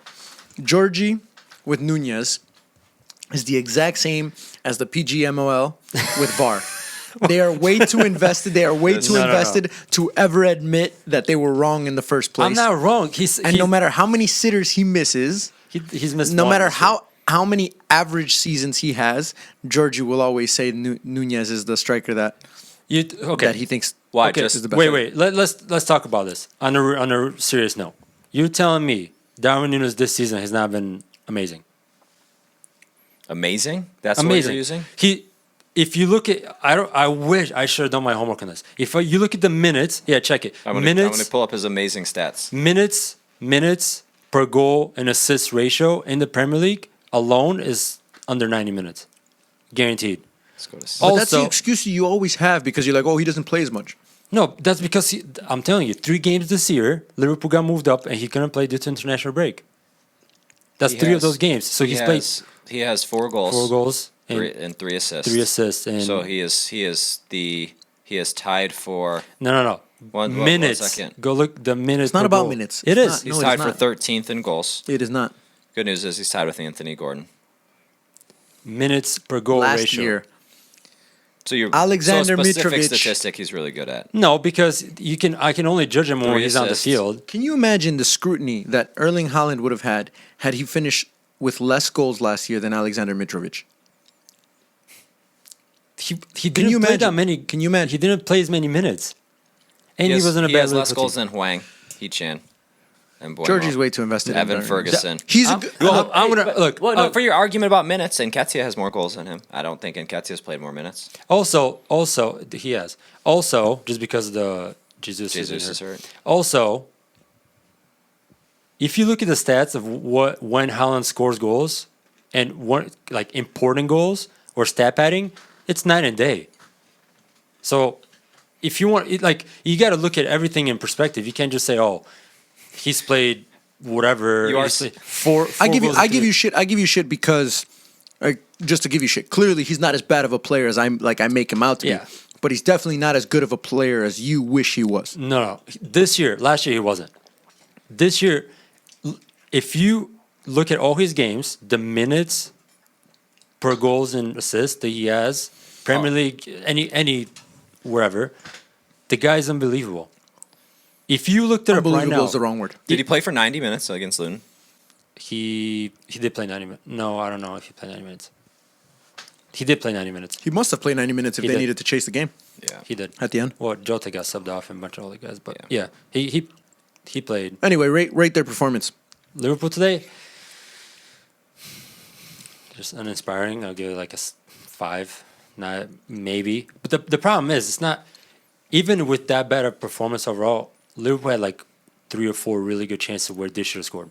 Salah could have had 2-3 goals himself. There's one on top of the box where it bounced around the penalty spot off a rebound. Salah absolutely kicked it out of the stadium. Szoboszlai didn't have a good game either. He got subbed off in like the 60th whatever minute. But again, like good teams need to find ways to win these To games. get results, yeah. Even when Luton, and that's been the main issue with Liverpool, where even Jurgen Klopp talked about it in the pre-match conference. Liverpool have always struggled with low block opposition. Yeah. Luton, if opposition just sits in, Liverpool can't find ways. The good thing is they had good chances, so the chances are there. So it's just, you can say it's an off day, you can say whatever. In the scheme of things, they're tied with Arsenal in points, and we're talking about, you see the night and day, Right. like we're talking about Arsenal, oh, they're going to challenge, and now we're talking about Liverpool, oh, they're not good enough against Luton, and now they're in the same. So it's all perspective. Yeah, Liverpool at Luton, you expect them to win. I expected Man City to beat Wolves. Yeah. They lost. Yeah. So That's a good point. the problem becomes when it's too many of those games. When if you're keeping up with within 3 to 5 points, I would say, with Man City throughout the season, you're in a good shape. The problem is these are the games, and to Arteta's point, when you lose a game like that, when it's 3 points, and you have a team like Man City to chase because they rarely make mistakes, that 3 points can cost you The whole thing. the momentum. Yeah. Can cause Man City to ease off a little bit and like feel like mentally like they've already like ahead of you, and to create that gap between first and second or first and third or whatever. So once that happens, it's very hard to catch Manchester City because they rarely lose those points. Well, it's also hard for you guys to lose. So you dropped those 2 points, obviously, because everyone thought, all 3 of us thought that they would win. So Yeah. you dropped 2 points. But then you also throw in like the VAR situation with Tottenham, Spurs. where then It adds now up. there's 5, like I'm coming from, now there's Yeah. 5 or 6 points dropped. Yeah. I think that's kind of what you're saying. Over the course of a season, yeah, you can afford to drop maybe 1 or 2 here, maybe Yeah. 1 or 2 here, but the second it starts becoming any type of Yeah. trend, the title is out of Slips reach. And away. even now, looking at it, if Tottenham wins tomorrow against Chelsea, they're sitting in a very, very good Yeah. spot and already have created 5 points separation gap. between Liverpool and Arsenal, and they've played both of those teams once. So it's not like if Arsenal or Liverpool beats the games in hand that they have against Tottenham, they can leapfrog them. They can't. So it's getting to a point where if Tottenham and City continue to do what they're doing, and Arsenal and Liverpool drop some more points between now and Christmas, it might be a Yeah. 2-horse race with Tottenham, which would be so. I always depressing. say, Premier League, the most important time is the Christmas period. Yeah, we between have now like and the end of the year. 10.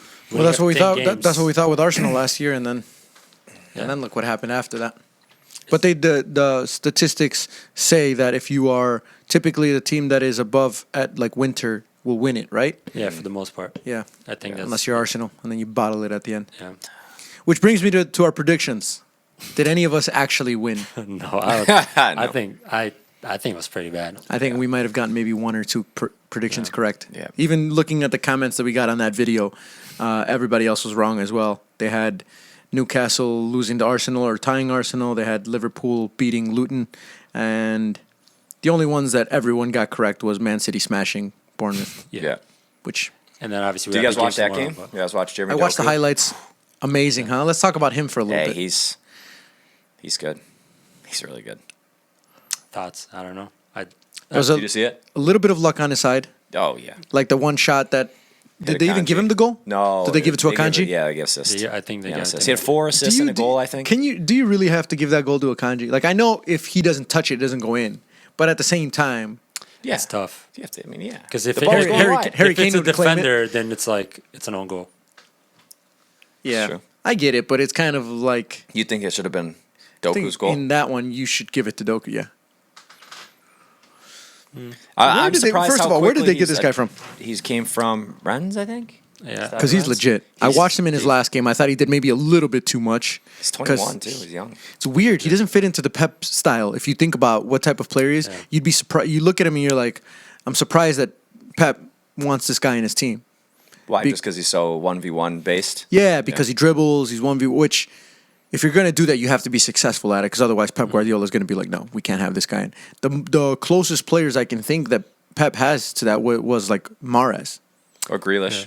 Jack. But even Grealish doesn't Yeah. go like full on 1v1, try and beat players of speed, do step overs and do all that stuff. He just, I mean, he likes the 1v1, but both him and Mahrez to a certain point, like when they're in specific situations, they'll Yeah, go, this guy gets the ball at half field and he wants to dribble past everyone and then play the ball in. So the last game that I saw, I thought he was doing a little bit too much, but then this game, it was perfect. I mean, not only was he getting into good areas, but there was the ball that he played to maybe Bernardo Silva. Yeah, for the Bernardo Silva goal. Second with the the side ball. footed at far post. Or are you talking about Foden? The one he slotted to Foden in the second half. I thought Bernardo Silva was the one that he played the ball, like he got it in his own half and then played Bernardo, like did like a cutback or something and then played Bernardo Silva on the run. Bernardo Silva took it. I think Bernardo Silva took it all the way. Was that not the one where he took it all the way and then chipped the goalkeeper? Or was that Phil Foden? I don't know, but anyway, it was that ball. Like No, his that decision making, I thought was very, very good. And even when he did the individual stuff, he still managed to score goals and get assists. He had 4 assists That's crazy. and 1 goal. And I mean, again, if you give him that goal, the Akanji one, Yeah. that's crazy. Yeah. Unreal game. I like him a lot. I think he's explosive. I think he's again, like you said, a different type of player and I think you need those type of players because if sometimes it doesn't go your way. You need somebody to step in and be like, all right, I'll just dribble and put a cross in or make a pass or score a goal, and he can do it all. That's the good thing about it. When you look at like some players of when they like to dribble, they don't have the finishing or really good crossing like Adama Traore. He can take you down the line, but he's not going to score 5 to 10, 15 goals a year. Yeah. Now with this guy, he's elusive. He can take you on. He can cut left foot, right foot, cross the ball. So it's a really good addition for Manchester City for something that adds on top of how good they are already. And it gives Jack Grealish, obviously Mahrez left, so it gives like another option when Jack is like sitting off or injured or whatever, which he hasn't started great this season, so it's good to have like Doku like that. It is crazy how in a team like Manchester City, whereas in other teams, you could have a bad few performances, and because of what you've done in the past, you'll still be able to play. Whereas Manchester City, you talk about how amazing or how good Jack Grealish's season was last year, and this season just struggled to get into the team, which is crazy. Yeah. And where on most teams, he would be an undoubtable starter for the majority of the season. And I think that's where Pep comes in, where a player has 1 or 2 good seasons. All right, bye, see you. You won me the Premier League, but I don't care. Because I think he's Until always next- thinking about how, because if How you can want to we get maintain better? that level, Yeah. you have to. You have to. It's one of those things where people say, like, oh, don't change it if it's not broken, or don't fix it if it's not broken. But he's thinking about it, well, I'm not going to wait until it is broken for me to change Yeah. it. Yeah. and it's been Getting working. out of it. I mean, look at what they're doing now without De Bruyne. Yeah. That's And it's also interesting the mindset that they have, because I was seeing the interview between the interview of Gundogan at Barca, and after they lost the Clásico, and they told him like what was the vibe in the dressing room after, what was the mood in the dressing room, and he was like, to be honest, it wasn't like it wasn't good enough. People weren't frustrated enough. There needs to be more anger. There needs to be more frustration. I didn't come here to lose these games and be okay with it, or let Girona or Real Madrid run away with the league. He's like, I don't want to say anything to get myself in trouble, but people need to be more angry than they were. And he's saying that at Barcelona. That's crazy. With Xavi, who I hear is Feisty, huh? yeah, man. So that's surprising. Yeah, I mean, complete domination of Bournemouth. That's literally the only one we predicted, right? I think. So, I mean, I didn't really expect anything different. But as the Premier League, I guess anything can happen. Yeah. I mean, now Bournemouth, I think Bournemouth's in the drop zone now. Luton. No, Luton, because you guys. Oh, let's check out the table real quick. I got the table right here. So, You do. Perfect. yeah, Bournemouth is sitting in 18th place, tied on points with Luton. Luton's right out of the relegation zone because of their goal differential. And then you got Burnley in 19th and Sheffield United in 20th. Which one of those four stays up? I think it's probably going to be between Bournemouth and Burnley. But I don't Is know. Forest in there? No, Forest is up to 12 Forest now. is 12th, yeah. So it's Sheffield are complete. I don't think. And the Sheffield thing gonna is, make it out. You think Burnley's gonna stay? That's what I was surprised to hear you say. I don't know, because Luton, again, was one of those teams that everybody said they're going to go down, right? It gave me a little bit, it was interesting, like I said, when I heard that conversation where they said that the owner was like talking about where they're at and what their plan is, and he wasn't even worried, like, oh yeah, we're probably going to go down. He was like, this is all kind of part of the plan. We're still ahead of schedule. These are the games in which we feel like we're going to get most of the points. A performance like that against Liverpool Can go a long way. Oh, yeah. confidence-wise, but also that 1 point, It's again, huge. it's huge, especially when you're at 6 points. That's a lot of your points. That's right crazy though. You already look at six. You see Everton and Luton in town. That's a 5-point gap already. That's what I was going to say. Yeah. That's already huge. Well, assuming they don't get their point deduction, Everton. There's still a long way to play, though. But That table, those last three spots can look very different at the end of the. Luton not winning that game is honestly huge for them. You know, those 2 points would have gone so far. Oh, yeah. Sitting at 8 opposed to 6, but Man United got a 1-0 win over Fulham. Yeah, last minute Bruno. goal, Bruno. they're so boring to watch. I still have no idea what. And again, back to Manchester United, back to Ten Hag's problem, the locker room. What does Rashford do after last game? Goes out. Goes out and parties. When he should have been, whatever the rule is, like back with the team or 10 p.m. curfew or whatever it was. After the game? Yep. So he broke the that rule. night. He Saturday broke the night he rule. went out. And he apologized to Ten Hag. So this is a rule that Ten Hag has set? Yeah, I guess so. I don't know exactly what it was, but he had to apologize. Okay. And he did apologize supposedly. And like again, it's locker room stuff. We were talking about Man United every week. I don't know, man. About something. I just, like, that part bothers me a little bit. If it was Friday night, okay, you can't go out. Don't be an idiot and go out the night before the game. It's the night of the game. The game's already been played. You don't play for another what? Do they play midweek or do they play next weekend? I think they did play midweek. Yeah, I think they because- play Let just me Champions League this week. Let's look. No, this was the previous week. So they Oh, played yeah, midweek yeah. EFL Cup. You're right. They did play midweek. I don't know if he would have, but yeah, you're right because that was last weekend. So, So yeah, they play. did So they midweek. play. They do play this Wednesday. Well, Champions- this was from not this. Oh, this, not this game? It was from the Oh, after okay. the Fair enough. Manchester derby. But yeah, same thing. They were going to play midweek, and he went out. Yeah, but still, I mean, even then. So they play. So this was after the Man City game, So, right? Yeah. So it says So Sunday. It was. This is Gary Neville literally 20 minutes ago. I don't know why they just posted it on Sky Sports. Gary Neville believes it was a mistake for Rashford to go out and celebrate his birthday after the 3-0 defeat. That's BS. I mean, if it's That's BS. the only argument you can make is if that's the rule that the club has, you should follow it. But Fair enough. If Ten Hag says you cannot go the day after a game, you cannot go or whatever, I get it. But no, who's going to make that rule? I mean, he had to apologize to the team, so I assume. I think that's BS. It's his birthday. The game's been played. Yeah. Regardless of the result, the game has been played. They don't play for another 4 days. You would assume the next day is probably a recovery session, which he's going to have to show up to. Like, if he doesn't show up to the recovery session because he was playing when they have a game coming up in a few days, fair enough. But I don't believe in the whole narrative that, like, you have to be. There's a difference between, like, showing that you're upset about a result, and like what's it going to do if he's going to stay home, if he stays home? What's it going to do? What is the difference? What is the change that's going to happen if he stays home versus if he goes out after the game's already been played? I think just the perception that people might have. That's BS, in my opinion. These people. This is a job. Like you don't say like if you had a bad day at the office, you shouldn't go. You should go home and not talk to your kids or something. Exactly. Yeah.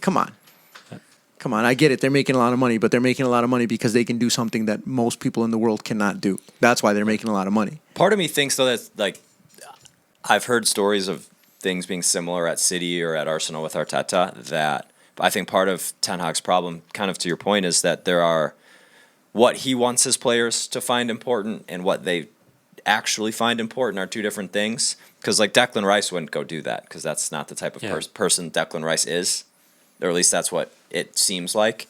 That I think it's another person that won't be at Manchester United for too long if Ten Hag is staying, because he wants people that strictly obsess about soccer 24/7. You're gonna have to change the whole entire team. Yeah. I find it crazy as well because of the things that Rashford has done off the field for the communities and for all of that. Come on, man. Let these people enjoy their lives. There's literally not a single thing that will change if he stays at home versus if he goes and he celebrates his birthday with his family and his friends. Yeah. Not a single thing. Yeah. It's not going to make him perform any worse on Wednesday. It's not going to make him perform any better on Wednesday. Just another thing that Ten Hag So, is like. so are you saying you should just get rid of the rule? Because if he has the rule, he has to enforce it. So I you're saying mean, you should get rid yeah, the of rule. course. If it's a team rule that he broke, then I think he should apologize. I just don't think he should be scrutinized and criticized by people outside of the club. That's fair. You know, like Gary Neville. Like, here's the thing about Gary Neville, and it's really more the Manchester United guys. Even the Liverpool guys are a little bit more relaxed. Like Jamie Carragher's a little bit more relaxed. But like you talk about Roy Keane and Gary Neville and all these old guys, and they're like, "Oh, this is rubbish." And back in my day, literally that's the phrase. It's that phrase. Back in my day, we used to get, you know, it's like, dude, times change. Yeah. Times change and things have to change with them. Teams have to adjust. The Manchester United team from back in the day, 20 years ago, literally. would not win the Premier League when you have a Manchester City and when you have teams that are, I mean, maybe, who knows? But what I'm saying is that, like, Manchester City, It's a different world. it's a different world. Yeah. They can win the league because they're just superior athletes, not because of their discipline. You think Holland and Roy Keane are the exact same type of person? Absolutely not. Right? So I think you have to, I don't know, these people that are, you can be obsessed about football, but at the same time you have to realize that if it doesn't make a difference, it doesn't make a difference. Well, do you guys watch the Beckham documentary? Not at yet. all? Oh, it's a good one if good you one? haven't. Yeah, but Beckham talks in there when he's transferred to Real Madrid, how when he was at Manchester, all he obsessed about was playing all the time, like training, playing. Then when he went to Real Madrid, a lot of those guys, Roberto Carlos, Ronaldo, Figo, would go out to clubs and go party. And he's like, I wasn't doing that at all until I went there. And those guys were so good, and they enjoyed it, enjoyed being great at it, and then enjoyed all the things that came with it. And it was just a difference of two cultures. But it sounds like Ten Hag wants the old school Sir Alex Ferguson culture of. Yeah, he was also with a lot of Brazilians, and those guys, everything's a party to the Like Brazilians. to have some fun. That's true. Which is great. Which is what makes them what made that old school Brazil team, national team, so good, is that you could tell when they were playing, like they were enjoying what they were doing. Dude, yeah, they were playing to have fun.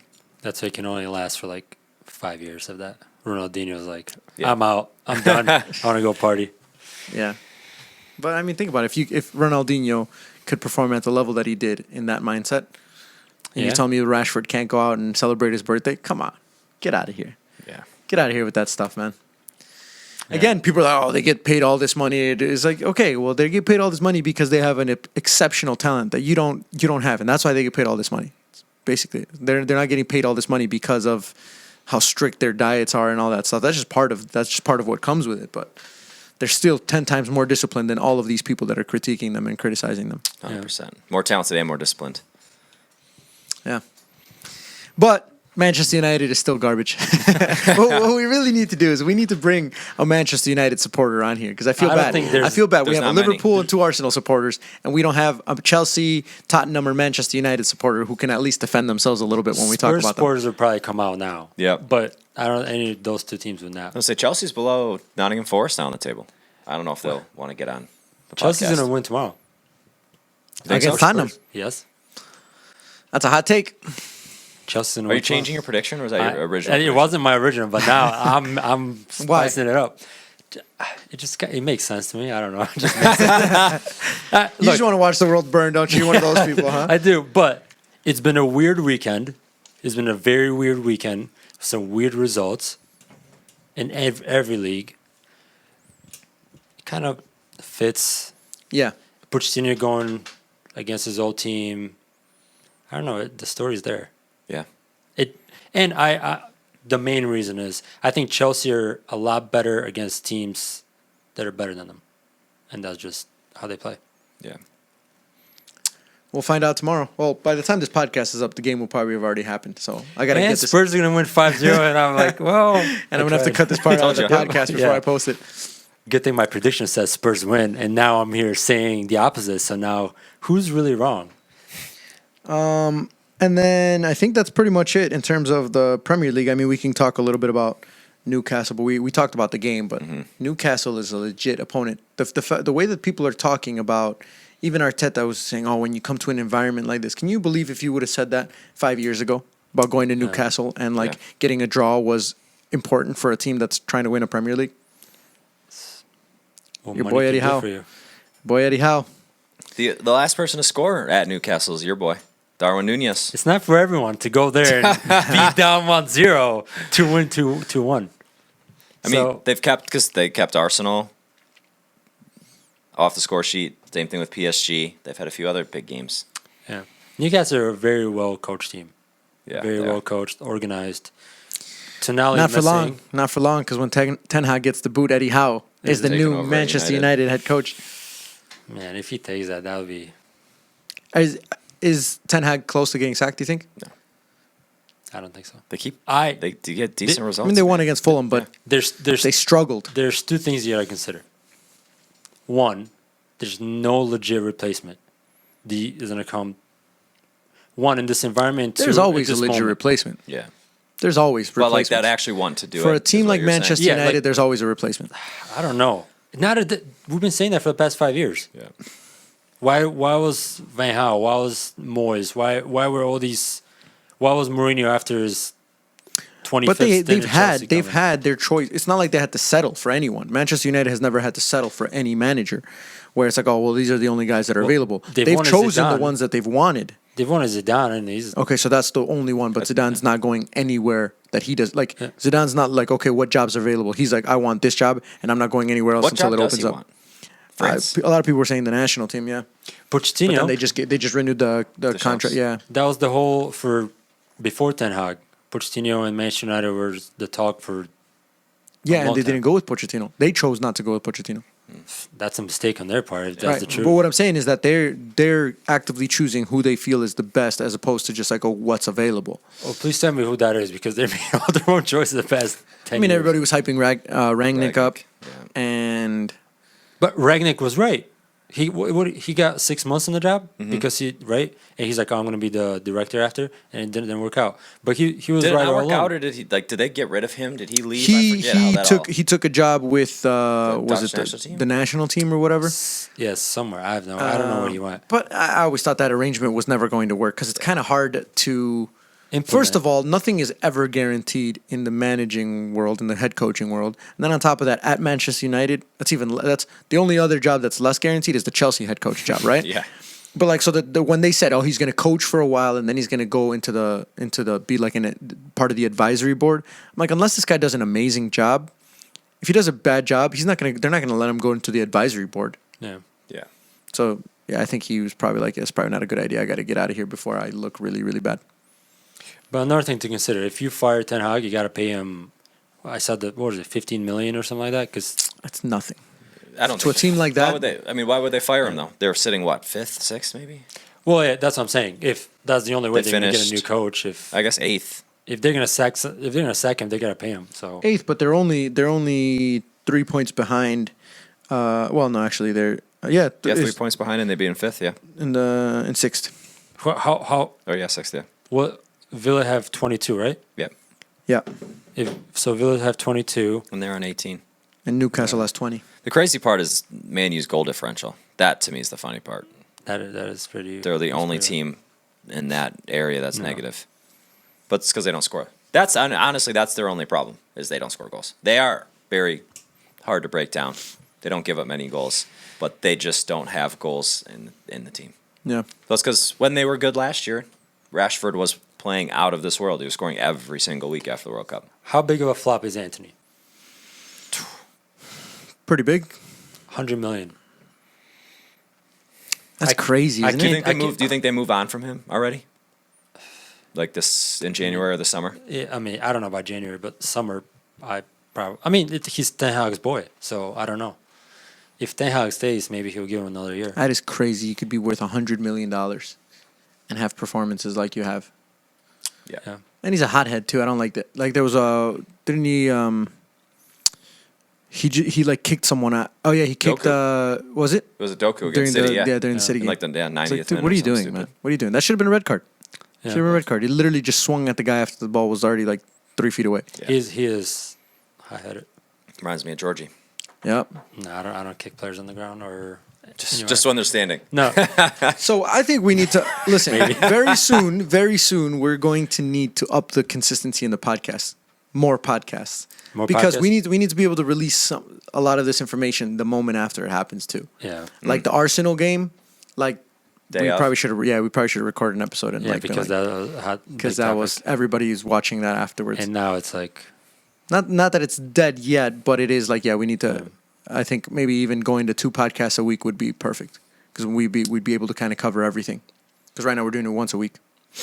yeah, and there's plenty of games, Plenty of Champions games to League talk games, about. and Plenty of VAR decisions to talk about. Our schedules are changing a little bit. Yeah. At least mine is. So Same here. I should be a little bit more free to be able to do this now that the winter's coming. Jon Snow. winter's coming. Listen, plenty of games, especially in wintertime, especially Christmas period until like. Yeah. Actually, no. There's a 2-week break now. There's a 2-week break during the Christmas though, isn't it? Right after Christmas, I think. It's right? in February, isn't it? It's like February 10th. And, yeah, Really? that's what it was last year. Yeah, because they play on like Christmas Day, don't they? Don't Yeah. some Boxing teams Day. Boxing Day, right? Yeah. Man, that's Day gonna be Day after. They're gonna have 5 games. It's crazy. From 23rd until like the 2nd. And we need to crank these out when Copa America comes out, the World Cup. Lots of content. plenty of content. Lots to talk about. But we really do. I do really feel like I'm going to buy another microphone. I'm going to get another one of these. All right? I'm going to buy another microphone. We're going to invite some people on here so we can get some different takes from different, not a non-Liverpool, non-Arsenal supporters. I feel it's only fair. The fact that we trash Chelsea and we trash Manchester United. Trash Chelsea. I pick Chelsea to win tomorrow. What are you? I'm a Chelsea supporter tomorrow. So we'll bring Wait, you some just other picked people. Tottenham to win tomorrow 5 minutes ago. No. Chelsea. You're all over no, the no. place. A This is week why- ago. this is a why week you did ago, both. I picked Spurs. So it a week doesn't ago, I matter. picked Spurs to win 2-1. However, a lot has happened in a week. This weekend has been crazy, so Chelsea's winning tomorrow. I wouldn't be surprised with everything that's going on. Might just be one of those. That wouldn't surprise me. That would be one of the least. That wouldn't even be the biggest surprise of the weekend, would it? No.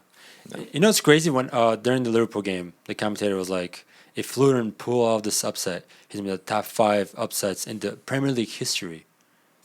That is a bit excessive. Yeah, that was excessive. I mean, it's no one. I wouldn't say winning that game.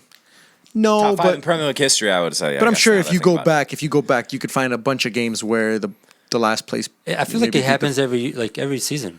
Like Arsenal losing the title to Sheffield last year, or not? That wasn't Sheffield. It's like Sunderland. Southampton. Oh, Southampton. That's Yeah. what it was. yeah, like Gosh, is that the biggest upset? No, but I guess Sure, there's it's been different more. because Southampton are more established. Luton are 10,000 people at the stadium. Can you imagine Luton Town have almost as many fans as DCFC? that is again? crazy. That's something insane to think about. They're ahead of schedule. Bournemouth, I think, have like 7,000, or I could be wrong. They Fans? No, really? But I remember No, Bournemouth. Georgie. Bournemouth, when This they is why first- we need a fact checker.